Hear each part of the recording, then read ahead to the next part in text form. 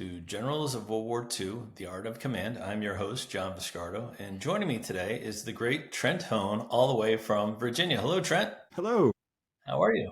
I'm well. How are you? Very well, very well. For those of you not familiar with Trent, he has a fantastic book called Mastering the Art of Command, which you can find on the USNI website. And that book is the subject matter of today's podcast. Who are we talking about today, Trent? Oh, we were talking about Fleet Admiral Chester Nimitz, who commanded the Pacific Fleet and the Pacific Ocean Areas Theater in World War II. Yeah, one of the most famous admirals coming from the war. Before we get into that, Trent has a little disclaimer he's going to tell you about. Yes, I am employed right now as a strategic studies chair with Marine Corps University, funded by the Marine Corps University Foundation, and just have to say that anything I say here today are my own views, not those of any current or former or even future employer. So my own thoughts. Let's start with Nimitz's early life. He grew up in Texas in the, late 1800s. And what was his childhood like? And what was it about his early childhood, do you think, that was significant? Well, I think it's important to look at his family life. His father actually passed away before he was born, and his mother remarried his uncle. So he's in this Nimitz family, and the patriarch of that family is his grandfather. And his grandfather had emigrated from Germany, but had been part of the Merchant Marine. And so told, sea stories, evidently they got, more vibrant in the telling, as sea stories often do. And that, I think, was a significant influence on Nimitz and helped him be open to the idea of serving in the U.S. Navy. Because he, as he started growing up, he had done well in school. He was impressed with some Army artillery officers who passed through town. They were dressed very smartly, and he saw them not just as a, sort of a fine image of what he might become as he matured, but also they offered an avenue of escape from rural Texas. He wasn't very interested in the family businesses, and so he tried to get into West Point. There weren't any open slots, but there was one for the Naval Academy that a congressman could nominate him for, and so he took it. Okay. Yeah, it's interesting how we almost had a sliding doors moment where he could have been general of field artillery Nimitz, but he went into the Navy instead. A great what if, a great counterfactual. Yeah, indeed. He as you mentioned, he enters the U.S. Naval Academy.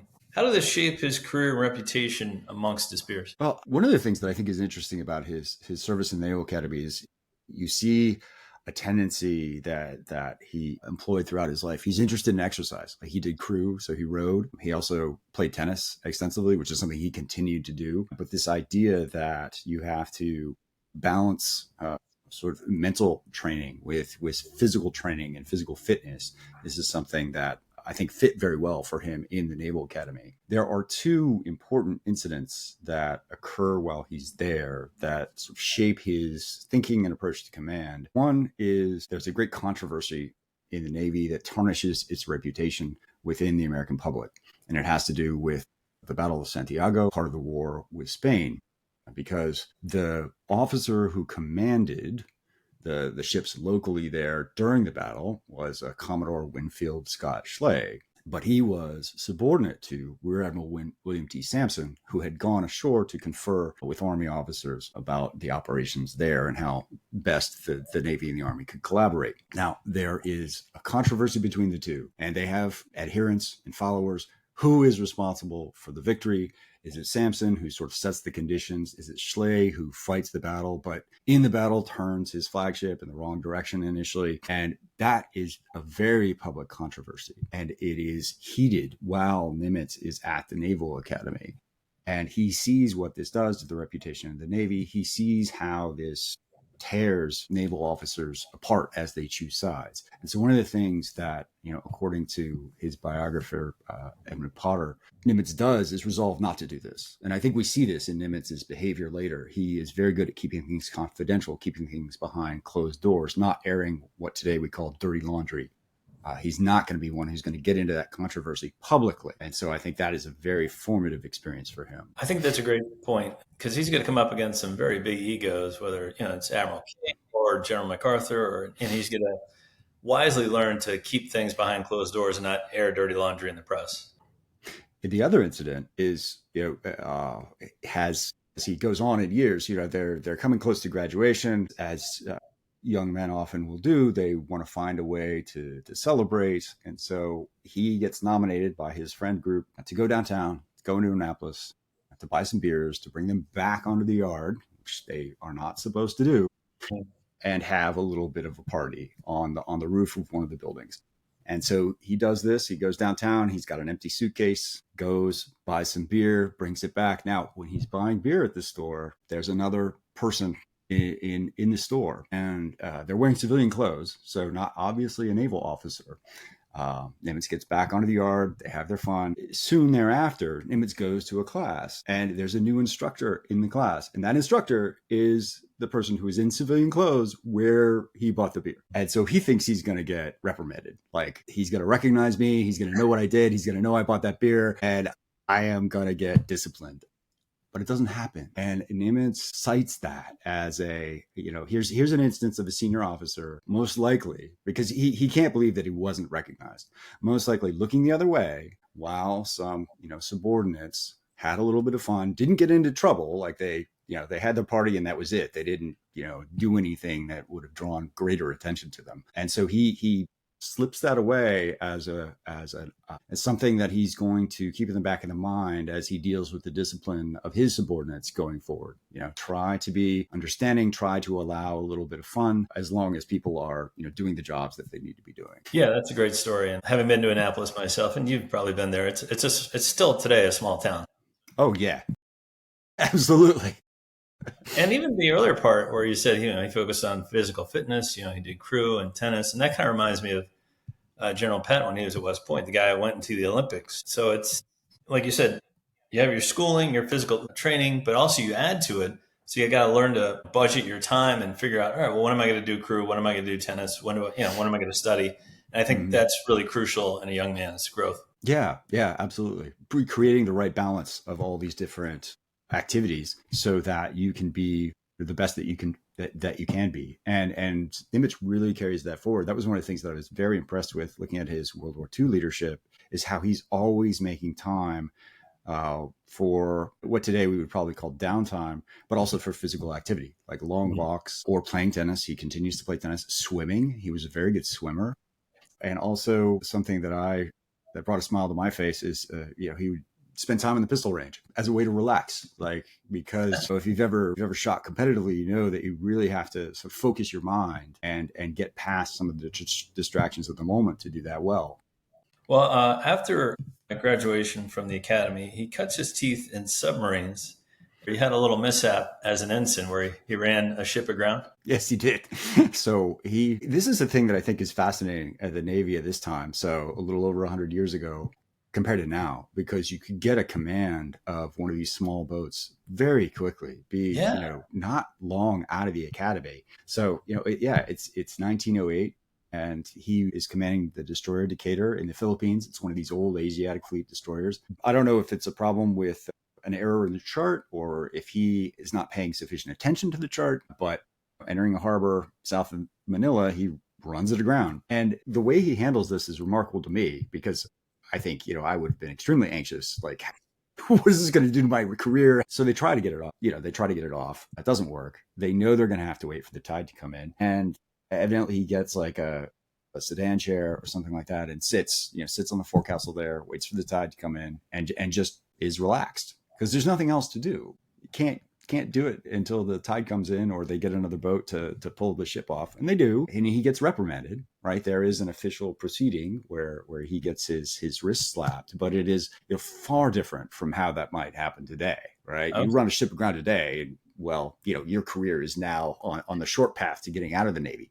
I was going to say, he's starting off sneaking beers into Annapolis and running a ship aground. So right now, I wouldn't think his career would go where it goes. Right. You wouldn't think so. But the Navy was more tolerant of those kinds of mistakes among junior officers at the time. So yeah, he gets the reprimand, but it doesn't have a great impact on the progression of his career. Now, some of it might be because they're short of officers. And so They want to retain good people, and he's done enough so far to prove that he has potential. Well, before World War II, he's commanding destroyers and submarines. What lessons do you think he carries from these smaller commands?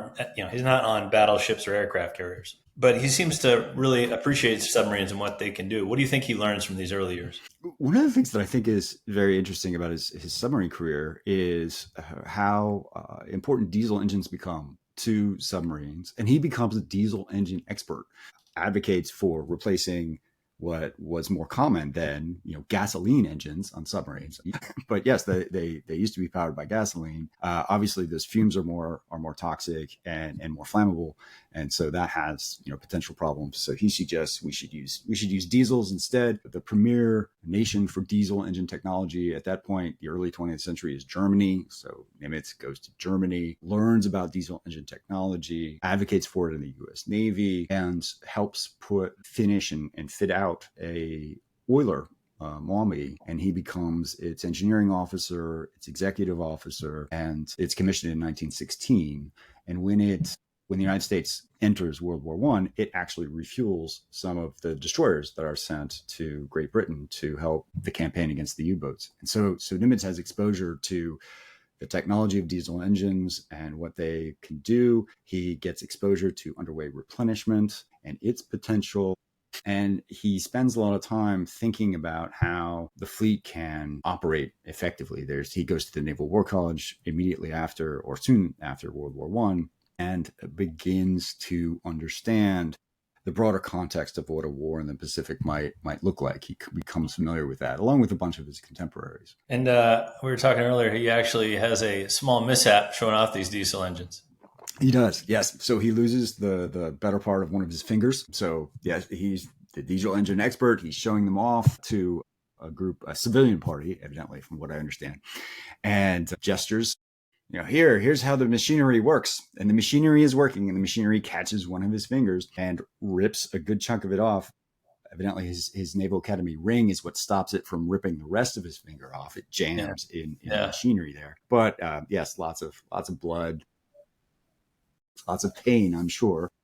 Yeah, and probably very embarrassing. Like you're showing how great these diesel engines are. Yeah. Well, other than these little mishaps, what do you think? He's starting to form his leadership style, and you kind of talked about earlier. Don't get upset of things that are out of your control. Keep things behind closed doors. Like, what do you think his leadership style is kind of forming here? Yeah, I think those are important things. He keeps this calm demeanor, right? We see that with Decatur running aground. He doesn't panic. He doesn't freak out. He has this tolerance of mistakes. He also has it stresses the value of information and knowledge. That really comes to the fore when he is the commanding officer of cruiser Augusta in the early 1930s. It's the flagship of the Asiatic fleet at the time. And one of the things that he would do, this is officers who served on the ship remember this, he'd bring speakers into the wardroom, either like U.S. diplomats or other people who are familiar with the situation there in the Far East and China, just to speak to the wardroom there, to give them a better sense of the political context of what was happening in Asia and the United States' place in it. And so those people aren't coming because Nimitz has a particular agenda that he wants to serve, but he wants his officers to be familiar with this mix that they're in, to understand the United States, its place in Asia, and how best to further the political aims of the United States. And I think that's very interesting because he's not, the command climate is one of, trying to elevate everyone, not just we're going to figure out what we have to do and then just execute it, right? There's time set aside for understanding. And I think, I used to be a teacher and, you taught, I think it's good for your students and to hear other viewpoints, not just yours all the time, because sometimes it could just sound monotonous or repetitive. And that's why I think it's good to have outside opinions come in. Yes, absolutely. I think that's a key part of it. Is he's helping them gain an understanding of a more diverse and broader perspective of what's happening there in the world. Well, let's jump into World War II now. December 1941 happens. Pacific Fleet is severely damaged at Pearl Harbor. Why was Nimitz chosen to take over the Pacific Fleet, and what did he walk into? The why is really very fascinating. He had been offered command of the fleet prior to that. So Admiral Richardson, who had been commander-in-chief of the U.S. fleet, and President Roosevelt disagreed about some aspects of policy. Richardson did not want the Pacific Fleet stationed in Hawaii. He felt like the forward deployment was a risk and that it was inhibiting the preparation of the fleet for war, and just did not agree with the president about this. So early 1941, he's removed and is relieved. Okay, you disagree with the administration's stance here, so we're going to find somebody else. And at that point, Nimitz was offered the opportunity to take command of the Pacific, and he declined because it would have meant that he would have been jumping, a couple dozen, I think, officers in terms of seniority. And he did not want to put himself in a position like that. He did not think that that was going to be best for his ability to command. And so husband Kimmel gets command instead. But that meant Nimitz was already part of the conversation. Right. He had already been considered for this high-ranking position.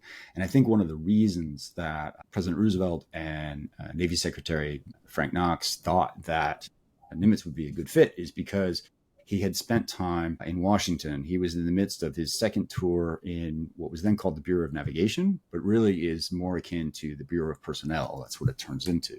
And so Nimitz had, in that role, become familiar with the talents and the potential of the Navy's senior leadership, its officers, and had become adept at communicating to them the roles that they were going to have to fill. So part of that is easy. Like if somebody is going to, command a battleship division, well, that's great news, so they'll probably welcome that.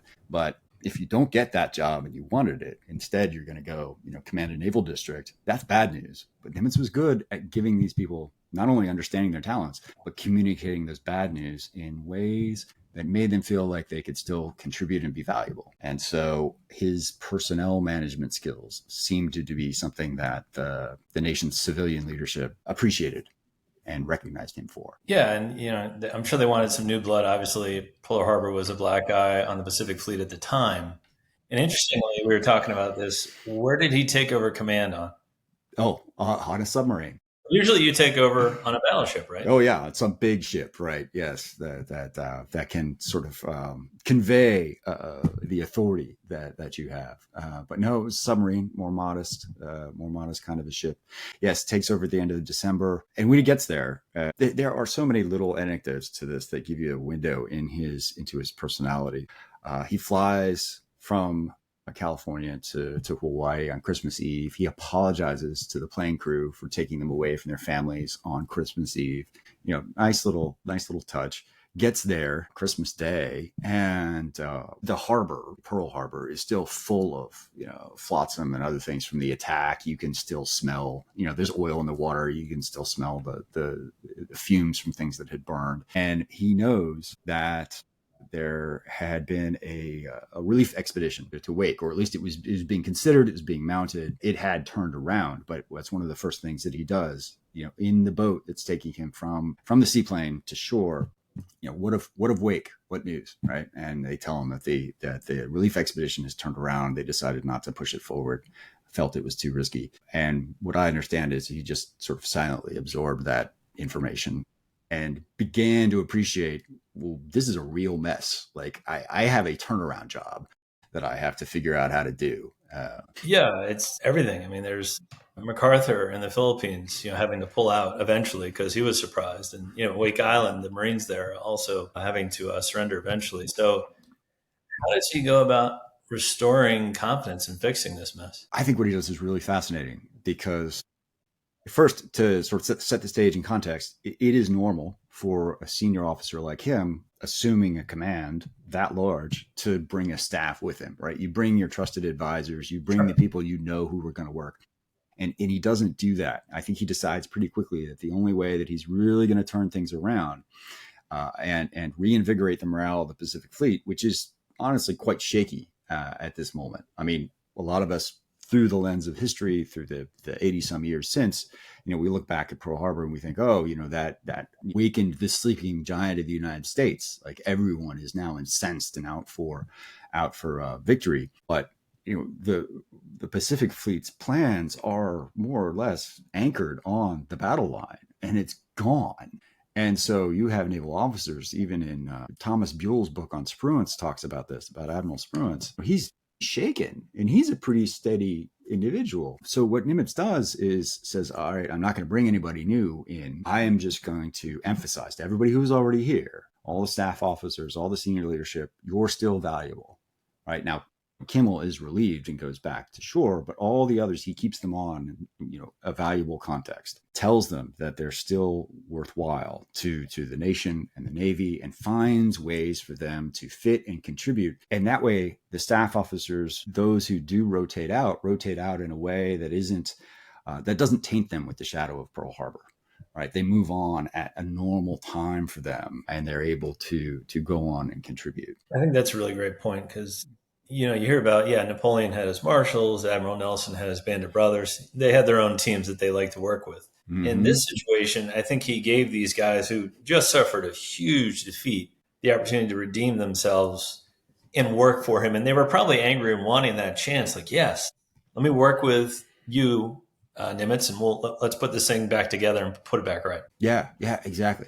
So he capitalizes on that. He creates this enthusiasm, this vision that they can go forward together, and invites them to participate, and they do. But at the same time, one of the things that he does, because he's got this team that he's inherited, he starts figuring out who in that inherited group has a similar viewpoint that he can work with, and that he can begin to manage the war effectively with. And there's a bifurcation that emerges pretty quickly within the staff. He looks to his captain at the time, Charles McMorris. His nickname was Socrates, or Sock, because evidently he could speak philosophically. But McMorris was the head of war plans under Kimmel. He's a very aggressive officer. He wants to get after the Japanese.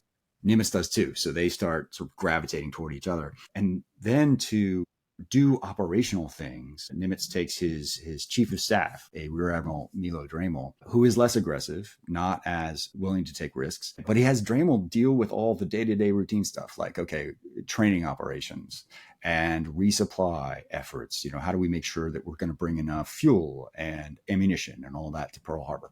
Dremel, you figure those things out. I mean, sure, there's risk involved in that, but it's not like we're going to send the carriers into a Japanese-held island group.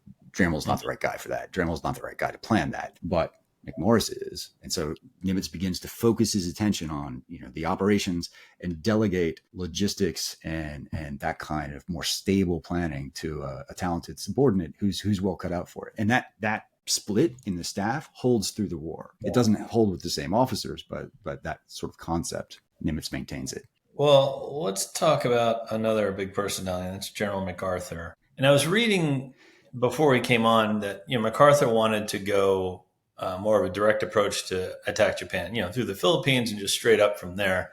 Nimitz favored more of an island hopping strategy. How did these two men work together? It seems they were on paper very different. They're very different. So I talked about Nimitz's unwillingness to air controversy, and I think that serves him well in working with MacArthur.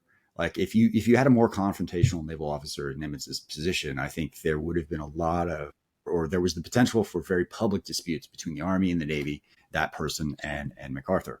And MacArthur didn't mind airing grievances in public. No, not at all. So he is, he disagrees with MacArthur on a number of things, but doesn't air that publicly and doesn't try to fan the flames of conflict. But there are moments where he is obviously upset with what MacArthur wants to do. Like after the victory at Midway, MacArthur says, just give me the carrier forces, give me the amphibious forces. We will retake Rabaul and then we'll advance to the Philippines. Like you said, it's overly optimistic, and the Navy is not going to be willing to give its carrier forces over to MacArthur, who has not to that point displayed any aptitude for really understanding how to employ them. No, we won't do that, but we will work with MacArthur. What emerges is the dual-pronged advance toward Rabaul in the South Pacific, initially under Vice Admiral Robert Gormley, and then MacArthur's advance through New Guinea. And these are complementary. Nimitz tries to ensure that they have the appropriate balance of naval forces between them. What that ultimately ends up meaning, though, is that most of the Navy is fighting off Guadalcanal, not in and around New Guinea. And there is a conference in Noumea in September 1942 where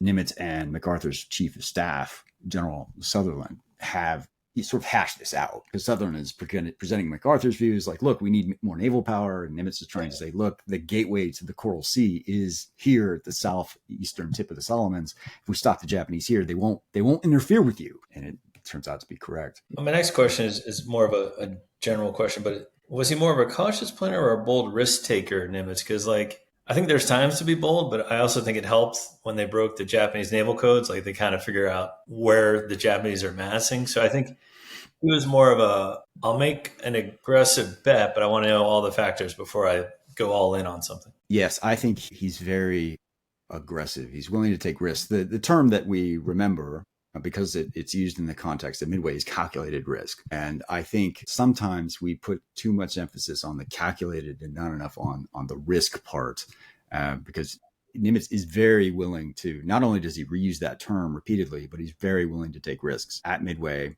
he uses it again when he's trying to encourage Gormley to be more aggressive in the Solomons and the fighting around Guadalcanal. Like, you have to take calculated risks. He uses it in the North Pacific after Rear Admiral Thomas Kincaid takes command there. Kincaid is concerned because he doesn't have enough destroyers in his mind to do everything that he needs to do, particularly protecting amphibious forces. And Nimitz tries to tell him, look, there just aren't enough. You have to take calculated risks.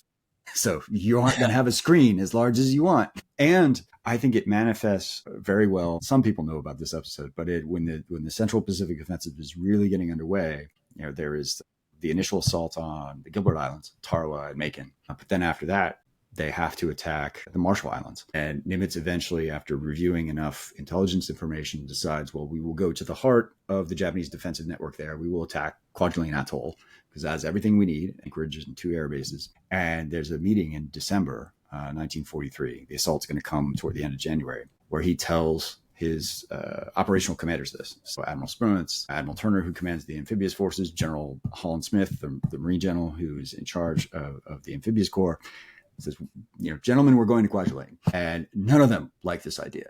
They all argue against it. And evidently Turner, who was prone to this kind of thing, is very belligerent about it. But Nimitz doesn't budge and eventually has to tell Turner, like, look, you do this or I will find someone else to do this. And Turner agrees, like, okay, boss, if that's what we're going to do, I'll do it. Well, and I think it kind of segues to my next question. It seems like he allowed feedback from the men below him. At the same time, he was very good at dealing with politicians above him, giving him orders, which is a hard balance. Like, usually you can make one of those two parties happy, but it's hard to do both. And it seems like he was able to do this. Yes. And I think it's really hard for him early in the war because, we talked about how he tries to reinvigorate the morale of the Pacific Fleet, but there is so much pressure from political and also more senior military leadership, like Admiral Ernest King, who has become Commander-in-Chief of the Navy, and Navy Secretary Knox. King isn't sold on Nimitz. He wasn't part of the decision. And I forget exactly when it is. I want to say it's like February 1942. Knox asks for a ranking, like who are the top 40 naval officers in the Navy? Who are the best commanders that we have? And part of the implication is we haven't done enough in the Pacific. We're not fighting well enough. And Nimitz doesn't make that list of 40. That's like a dig. That's like an intentional dig to not have him at 39 or something. I think he knows about this. I haven't seen anything, that is the smoking gun that says he knew about it, but I figure he probably would have found out. So he has to figure out how to prove to King and through King the political leadership that he's good enough. And that's I think that really starts to happen. He has a conference with King in April 1942 in San Francisco. And Nimitz shows up with this plan because the code breaking has revealed what the Japanese are going to try to do in the Coral Sea. They're going to try to make this amphibious assault on Port Moresby. And Nimitz has this plan. I'm going to use all 4 of my carriers and I'm going to try to ambush that Japanese force. And I think King looks at that and is like, I think I've underestimated this guy a little bit. I think he's more aggressive than I thought. Right. He doesn't approve the plan right away, but he does eventually. Now, of course, it doesn't work out, right? 4 U.S. carriers don't make it to the Coral Sea in time, but 2 do. The amphibious operation doesn't succeed. And then he tries again to create an ambush at Midway, and that one does work. Well, yeah, victory usually cures all ills. And, and it seems like they were slowly turning the tide, probably not as fast as King or the politicians would have liked, but they are. Mm-hmm. Yeah, not as fast as they would have liked. But I think that's key, right? He demonstrates enough success I mean, demonstrates aggressiveness, and then the success follows. So that, in my mind, convinces King. And I think the political leadership comes around too, because they're like, okay, this guy can fight and can win. And he begins to prove that he can deal with MacArthur well too. There's a great example, just returning to their relationship. I mean, one of the things that's fascinating going through the records is how little MacArthur travels. I mean, he travels to his amphibious assaults, but he doesn't travel for conferences. Nimitz is always going to him, but MacArthur also has to get pulled along a little bit to try to keep up with Nimitz's Central Pacific offensive. And sometimes Nimitz pushes him. The decision to go to Leyte in October 1944 is a great example of that. The decision is made in September, but the month before, to cover the assault on the Palau Islands. So Peleliu, Anguar, Ulithi. Admiral Halsey raids into the Philippines with the Third Fleet, thinks the Japanese resistance is collapsing. Now, the Japanese are husbanding their resources for another battle, but basically suggests, hey, let's advance even faster. And Nimitz's campaign plan had been written so as to take advantage of opportunities like this. So very quickly, he's like, look, we can drop these intermediate objectives and we can go to Leyte. And he sends this to the Joint Chiefs, and also sort of like CC's MacArthur's command, like, hey, I've got an amphibious corps. You can use it. We can go to the Philippines in October. And Sutherland is the one who's still there at MacArthur's headquarters, because he's off going to participate in the invasion of Morotai. And Sutherland realizes that if he doesn't buy along, then Nimitz is going to take his forces and go elsewhere. You know, maybe the return to the Philippines will take a very different shape. And so he feels like he's a little boxed in, has to agree. The Joint Chiefs of Staff say, oh, look, the operational commanders think this is a great idea. We should approve. And they do. Well, I think that's your job as kind of overall commanders. Like you said, earlier, taking calculated risks. When do you let MacArthur and Halsey off of their chain and let them be bulldogs? And when do you restrain them? Kind of like Eisenhower had to do with Patton and Bradley. Like, all right, we're not going to just go willy-nilly every time you come up with a plan. I'm going to select a few times when you're allowed to do that, but I'm running the show. Definitely. Okay, well, let's get to a little bit later in the war. We've seen the horrors of Iwo Jima and Okinawa and how awful those battles were.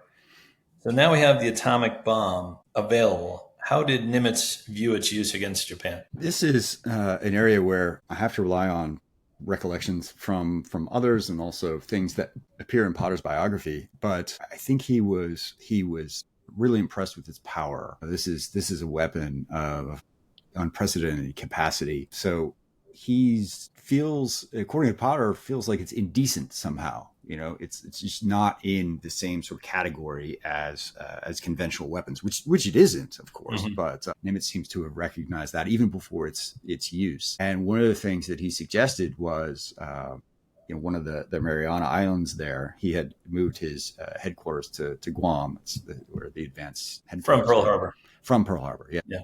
And nearby is Rota, and that's still occupied by the Japanese, and they have a radio station there. They can observe what's happening in the Marianas and sort of give early warning. And he thought, well, do you have a small nuclear bomb? Because we could drop it there, and that's a military target. And the answer sort of comes back like, we don't have a small one, and that's not the appropriate target. But you can see how he's thinking about this unprecedented weapon, maybe using it in slightly different ways. Nimitz talked with Edwin Layton, his intelligence officer, about the bomb. Like, hey, how is this going to work with the Japanese? And Layton had studied Japanese, history and culture, and had a feeling that what was necessary at this point in the war was to give the emperor the right kind of excuse to look for peace, right? So to convince not just the Japanese military, but also the public that the options were surrender or annihilation. Yeah, it's very interesting. And obviously we find out, later on they do use 2 bombs on Japan. The war ends shortly thereafter. After the war, what roles does he take on kind of in helping shape the Navy in the Cold War era? Well, Nimitz goes on to be the chief of naval operations, but he serves a shortened term. I mean, he was tired from the war, right? The war is very intense. It's interesting. There are a number of officers who are basically just worn out by it and die shortly thereafter. Like, Admiral Willis Lee, who was commander of the fast battleships, that's pretty soon after the war. So does John McCain. who commanded some of the carrier forces. And Nimitz is tired. He serves as CNO just for 2 years rather than a 4-year appointment as was typical. And I think one of the things that is unfortunate for the Navy, and also to a certain degree for Nimitz's career, some of the skills that served him well as a commander in the Pacific, this unwillingness to air controversy. He's very joint minded. He's very sort of combined minded. That is, we have to bring everything together. Me, MacArthur, the Australians, the British, etc. He's very collaborative, willing to work across these inter-service and international lines. But he comes to Washington and he's in the thick of a debate about, are we going to create, sort of a unified defense organization or leave the Navy and Army or War Department separate? And I don't think he's really well equipped for that. I don't think his talents and his skill best position him to ensure that the Navy's interests are protected. Instead he's a collaborator. So it's like, okay, yes, let's collaborate. Let's do that. And then after he steps down as CNO, very interesting to me, he gets associated with the United Nations, and for a time he's been identified as the person to run a plebiscite in the disputed territory of Kashmir between India and Pakistan. It doesn't come off because India doesn't really want that to happen, but he spent a lot of time preparing for that. And I think, there he and the United Nations were trying to use his reputation, use this conciliatory ability that he had to try to capitalize on that. Yeah, and we're coming up to his legacy here in a minute, because it sounds like a lot of people from all countries respected the guy and his abilities. Yeah. He is married. He has a few kids, and he lives, I believe, till the mid-1960s.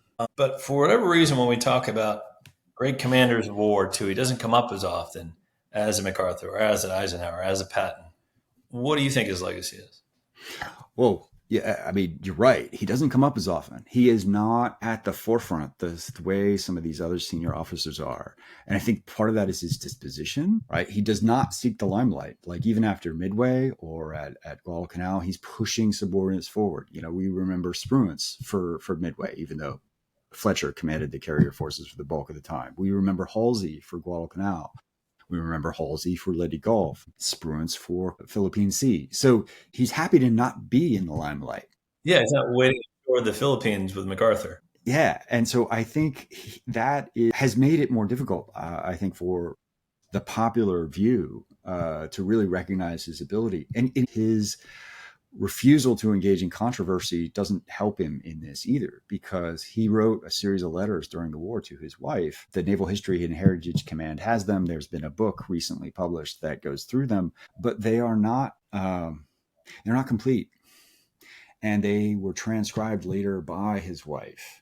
And in doing so, she took out some of the more controversial pieces or did not retain controversial pieces. So there are like the latter part of 1942 where the real serious fighting around Guadalcanal happens. Those letters don't exist anymore. They're gone because they could have shed negative light on some of his subordinates. I think it's always interesting when you don't leave a memoir. I know Omar Bradley had a famous one in 1951. Patton has his movie. MacArthur obviously lived a while and spoke his mind after his career. When you don't have a completed memoir, it's kind of up to scholars and other people to kind of define your legacy, and that's a tough spot. Yeah. Well, he knew Potter and worked with him. And so Potter's view in his famous biography of Nimitz reflects fairly closely, I think, how Nimitz would have wanted to be remembered. But it is not it's laudatory, of course. It puts Nimitz in a good light.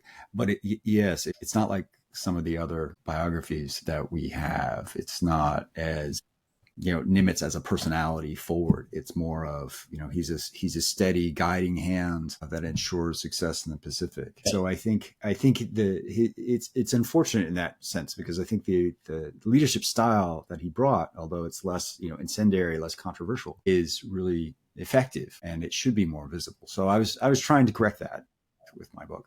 Yeah. Please check out Mastering the Art of Command by Trent Hone. And it was a pleasure. I learned a heck of a lot about Nimitz today. I really, really enjoyed our episode today. Yes, thank you. Thank you for having me on. Yeah, for sure. And hopefully we'll have Trent back on soon. And again, book is Mastering the Art of Command, and we'll talk to you soon.